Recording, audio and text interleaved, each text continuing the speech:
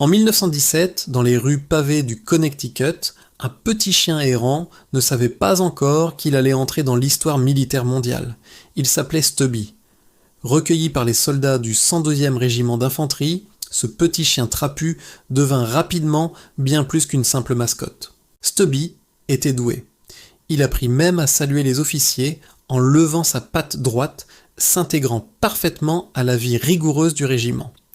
Lorsque le régiment fut déployé en France, Stubby fut emmené clandestinement à bord du navire, caché sous des manteaux pour rejoindre le front.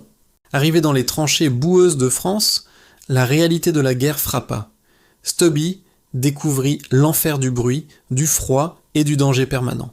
Mais son flair exceptionnel devint l'atout majeur du régiment.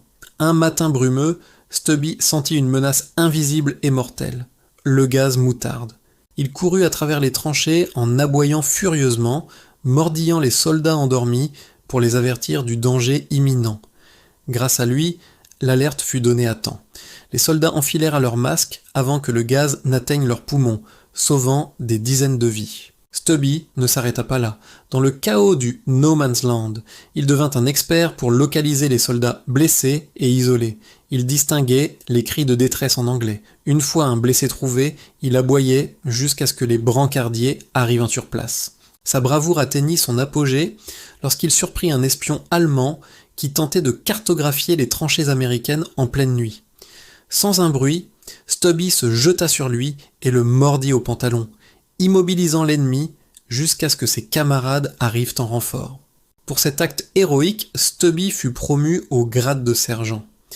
Il est le premier chien de l'histoire américaine à avoir reçu un grade par le combat. Tandis que les hommes s'épuisaient, Stubby restait une source d'espoir et de vigilance constante, remontant le moral de tout le régiment. À la fin de la guerre, Stubby avait survécu à 17 batailles et plusieurs blessures. Il rentra aux États-Unis en véritable héros national. Il fut reçu par 3 présidents et décoré de nombreuses médailles pour sa loyauté et son courage exceptionnel sous le feu ennemi.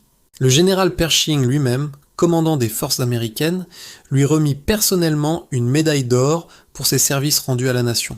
L'incroyable aventure du sergent Stubby nous rappelle que la bravoure n'a pas de taille et que la loyauté animale peut changer le cours de l'histoire. Aujourd'hui, il repose au Smithsonian Institution, honoré à jamais comme le chien le plus décoré de la Grande Guerre. Un héros éternel.